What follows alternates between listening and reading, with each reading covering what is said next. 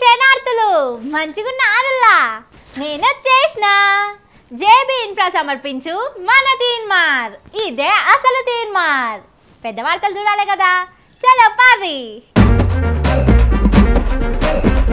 షురువైంది ఛార్జీల బాదుడు సీఎం రేవంత్ కు పోటీ ఎవడు పొన్నంకు సూటి పెట్టిండు మోత్కుపల్లి దున్నపోతు అనడంతో షురువైంది లొల్లి కేటీఆర్ కడుతున్నాడట ఎంబీబీఎస్ ఫీజులు ట్వీట్ తోని మారిపోయినాయి పిల్లగాని రోజులు సర్కార్ ఆఫీసుల జయంతి వేడుకలు వివేక్ బ్యాచ్ కి ఉండేయేమో ఎన్నికల కోడ్లు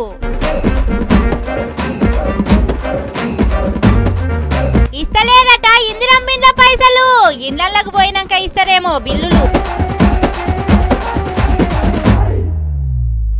రేవంతన్ సారు మస్తు తెలివి సారు మీది మస్తు తెలివి 4 కోట్ల మంది తెలంగాణ జనాలను మోసం చేసినామంటే గా దిమాక్లా ఎంత గుజ్జుండాలే ఫిరీ ఫిరీ ఫిరీ అని మానెత్తిన మాసే పెడుతున్నావు కదా ఒక్కలు చూస్తున్నారా సారు కథలు ఫిరీ బస్సు వెనక పొంటి ఇంత పెద్ద స్కెచ్ ఉన్నదంటే హబ్బరే బిడ్డ ఏం తెలివి క్లారిటీగా చెప్తా ఇనుర్రి నమ్మి నట్టేట్ల మునుగుడంటే గిదే కావచ్చు ఫ్రీ బస్సు అని ప్రచారం చేసుకుంటా మొగోళ్ళ జేబులకు సూటి పెట్టిండు కదా రేవంతాలు మాలక్ష్ములకు ఏమో గాని మొగోళ్లకు టికెట్ రేట్లు మాత్రం దంచుతున్నది కదా ఆర్టీసీ పెద్దపట్నం హైదరాబాద్ లా ముందుగాల గీ ఛార్జీలు పెరిగినాయి బస్ ఎక్కి దిగితే ఉన్న ఛార్జీ మీద 5 రూపాయలు ఎక్కువ ఇయ్యాలి 3 బస్ స్టాపులు దాటి 4వ స్టాప్ కు పోతే ఉన్న టికెట్ మీద 10 రూపాయలు ఎక్కువ ఇయ్యాలి ఇక ఎలక్ట్రిక్ మెట్రో ఏసీ బస్సులనైతే మరీ దారుణంగా పెంచిర్రు ఎక్కి దిగితే 5 రూపాయలు ఎక్కువ ఇయ్యాలి ఒక స్టేజి దాటి 2వ స్టేజికి పోతే టికెట్ మీద 10 రూపాయలు పెంచిర్రు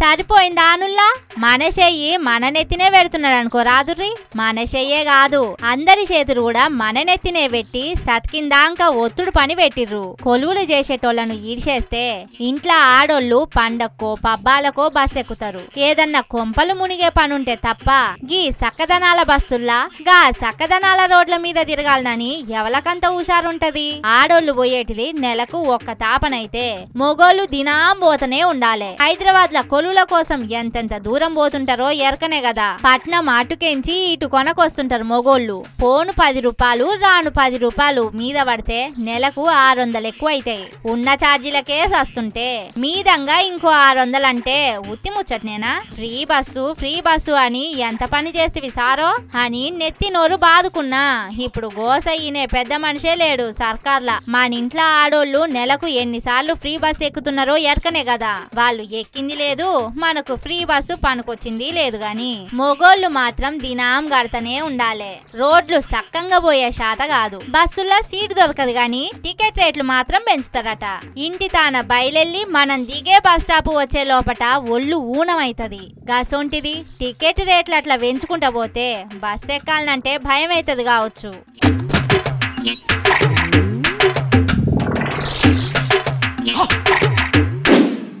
మాట తూట అన్నారు ఇడిచేటప్పుడే సోయిండి అనాలే అటెంక ఎన్ని నిద్దలు పడ్డా గయ్యనకకు రావు తోటి మంత్రిని పట్టుకొని ఎందుకు సార్ అట్లా అన్నారు ఏందంత తొందర మీకు నోటి దురదతోని ఎంతమందితోని పంచాదులు పెట్టుకుంటారో ఏమో కదా మంత్రి పొన్నం సార్ ఉన్నాడు కదా హబ్బా గా నోటికి అడ్డు అదుపు ఉండదుల్లా అగో మళ్ళొక పంచాది మోపు చేస్తే అందరూ తిట్టి వస్తున్నారు గోడలకు చెవులున్నాయి అనేటిది వెనకటి మాట ఇప్పుడు మైకులుంటున్నాయి ఇని ఊకునుడు కాదు జనాలందరికీ వినిపించే రోజులు వచ్చినాయి అగో వివేక్ సార్ తోని పొన్నం సార్ ఏమంటున్నాడో ఇను రోపారి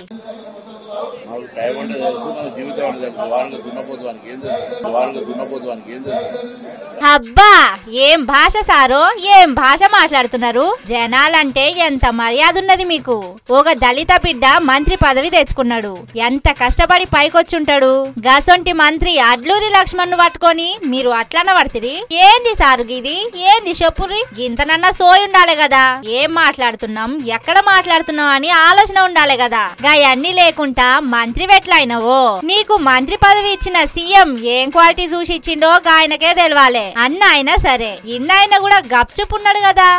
సరే తీ, నన్ను కాదు కదా అన్నది అని లైట్ తీసుకున్నాడు.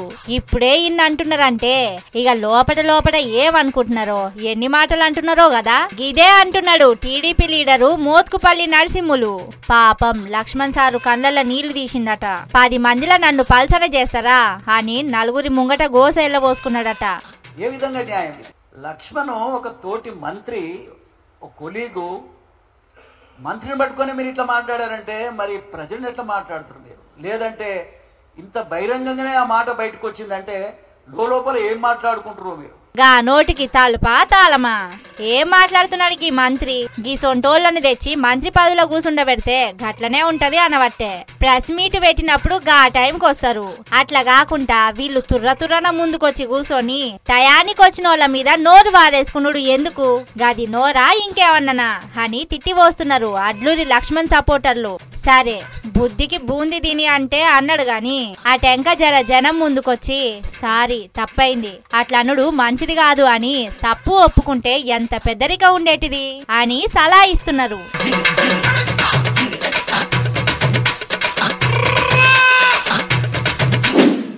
ఓ రేవంత్ సారు, కండ్లున్నాయా? కండ్లు కనిపిస్తున్నాయా మీ సర్కారుకు? మీ పార్టోళ్లకు సోయున్నదా ఏమన్నా?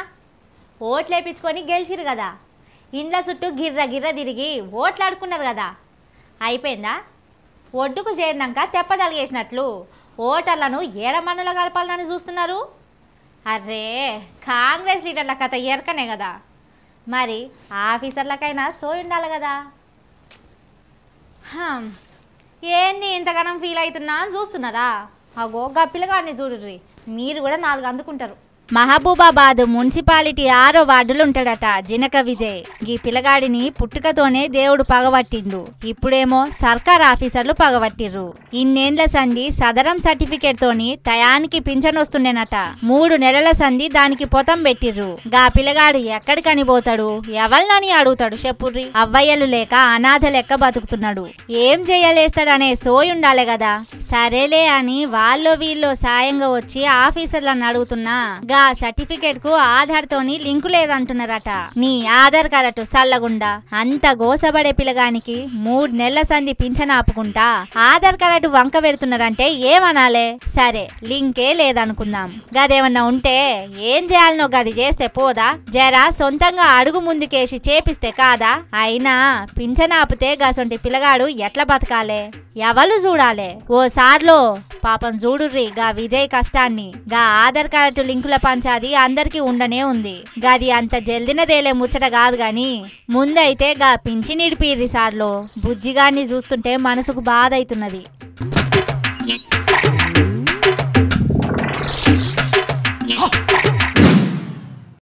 బాకీ కార్డు అని బయటకు తెచ్చిరు కదా బీఆర్ఎస్ పార్టోళ్ళు. వాళ్లకు నాదొక సలహా ఉన్నదుల్లా.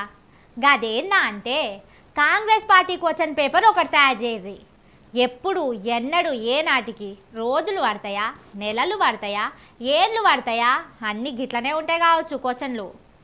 ఏది అడిగినా గది లేదు గిది లేదు అని అడ్డం దిడ్డం మాటలే వస్తున్నాయట సర్కార్ ఆఫీసుల్లా. అగో ఓ గన్న చూడుర్రి ఏం చెబుతున్నాడో. చెప్పే అన్న నువ్వు. 1 రూపాయి కూడా రాలేదు, మొత్తం స్లాబ్ లెవెల్ ఇల్లు లేపినాయి. ఇప్పటి వరకు గో టు లొకేషన్ అని వచ్చినండి.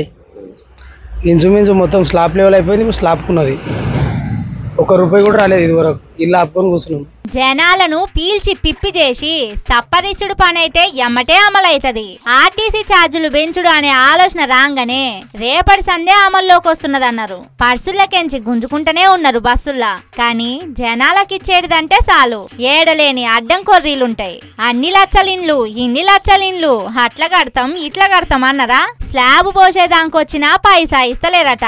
ఏం చేయాలి చెప్పుర్రి? అర్రే ఉన్నింట్లా నిమ్మలంగానే ఉండేటోళ్ళు, అప్పులు లేకుండా బతికేటోళ్ళు. మీ అంత మోతవర్లు లేరు. మీరేదో బంగ్లా ఇస్తున్నారని ఇల్లు కూలగొట్టుకొని అప్పులు చేసి తిప్పలు పడుతున్నారు.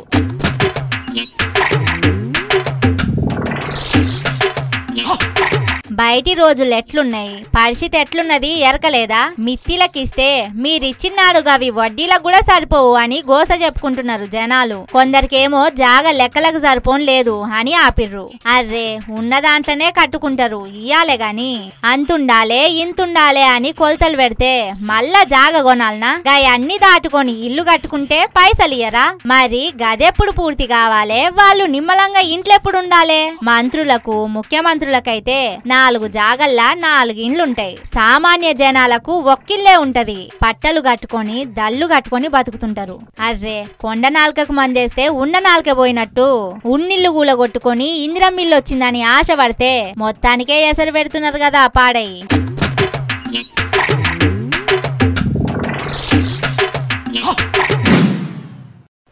అవ్వా పింఛన్ వచ్చిందా? ఎంత కావాలి? 4000 తీసుకుంటావా? ఇస్తా, నేనే ఇస్తా. నీ మనవడు నీ తానికొచ్చి పింఛన్ పైసల కోసం నువ్వు చెప్పిన మాట వినాలే. అగో గట్లనే చేస్తా అనే అవ్వనే అడ్డగా ముంచిండు మన సీఎం సారు.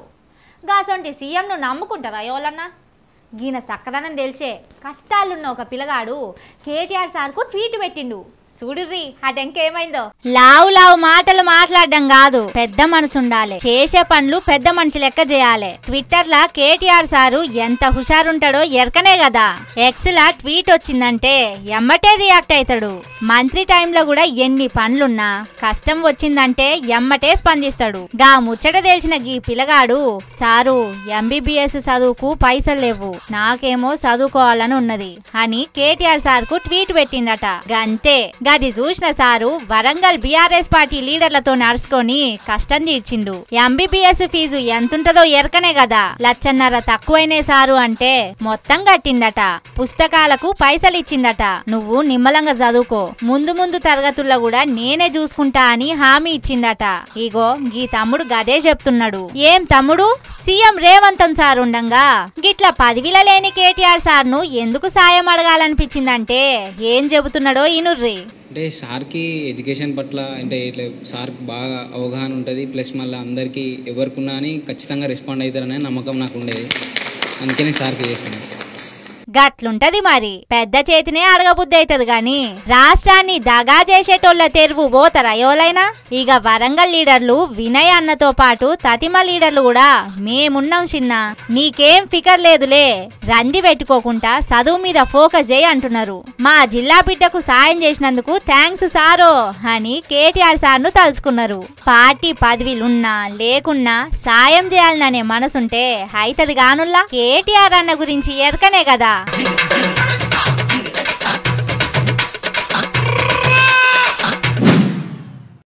వాళ్ళే ఎన్నికలు అంటారు, వాళ్ళే ఎన్నికల కోడ్ అంటారు, వాళ్ళే గదాన్ని బొంద పెడతారు. మమ్మల్ని ఆపేటోళ్ళు ఎవరు అనుకుంటారా? మేమేం చేసినా చెల్తది అని అనుకుంటారా ఎట్లాగీ కాంగ్రెస్ వాళ్ళు? అగో చెన్నూరు నియోజకవర్గంలో మంత్రి వివేక్ సార్ తరపునోళ్ళు ఏం చేసిరో చూడుర్రి. అగ చూడుర్రి ఎంత ఉరుకులాడుతున్నారో. గది కూడా ఎంపీడీఓ ఆఫీసులా. ఏం తరికా నడుస్తున్నది పో రాష్ట్రంలా. కాంగ్రెస్ పెద్ద మనిషి మాజీ మంత్రి వెంకటస్వామి ఎరకనే కదా. గాయనేనుల్లా మంత్రి వివేక్ తండ్రి ఆయన జయంతి అని చెన్నూరు నియోజకవర్గంలా గీతీర్ల ఉరుకులాడిర్రు. ఫ్లెక్సీలు పెట్టి మరీ ఎన్నికల కోడ్ ఉల్లంఘించిర్రు.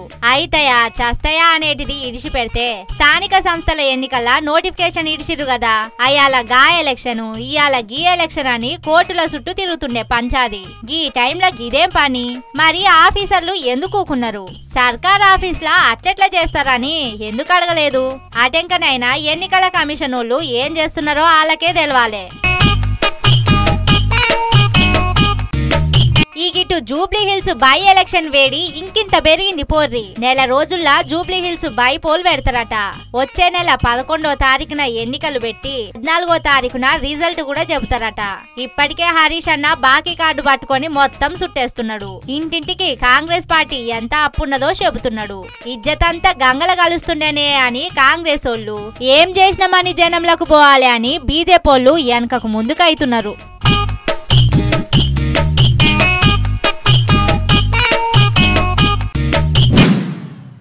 రేవంత్ సారు, ఓ రేవంత్ సారు, ఏడున్నావు సారు నువ్వు? మా గొంతులు ఎండిపోతున్నాయి. దూపు అవుతుందంటే ఈయనొస్తలేదా? వామ్మో ఎన్నెన్ని మాటలు అంటున్నారో చూస్తున్నావా సారు? జనాలను ఎవ్వరిని కలిదిచ్చినా ఏదో ఒక గోస చెప్తున్నారు.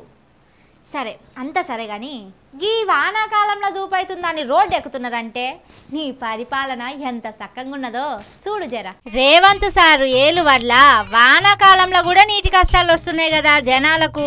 ఏడలేని చిత్రాలన్నీ సారు చేతుల మీదగానే అవుతుంటాయి. కేసీఆర్ సారు ఏలు వల్ల నీళ్ల కష్టం లేకుండా చూసుకున్నాడు.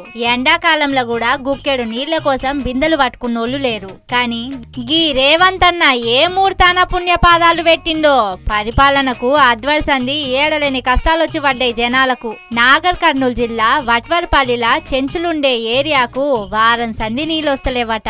ఎవ్వరిని అడిగినా మాకే మెరక అన్నట్టు చేస్తున్నారట. ఈ గేమ్ ఇయ్యాలనో తెలవక రోడ్డెక్కిర్రు. వాన వస్తే వాన నీళ్ళే పట్టుకున్నాం, మేము వాన నీళ్ళతోనే వాడుకుంటున్నాము. పండుగ పూట కూడా మాకు నీళ్ళు లేవు.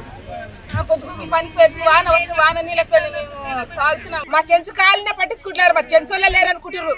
మళ్ళీ ఇట్లాంటి దానికైతే అవసరాలకైతే మాకైతే వచ్చి మరి ఉండరు, మేము ఉండమమ్మా చెప్తారు కానీ ఇట్లాంటి దానికైతే అవసరాలకే కానీ మనం వాడుకునేది. అయినా జనాలకు ఏది సక్కంగా ఇచ్చుడు చేత కాదేమో కాంగ్రెస్ పార్టోళ్లకు. అరిసి గీ పెట్టిందాక ఏడిపిచ్చుడే ఉన్నది కదా.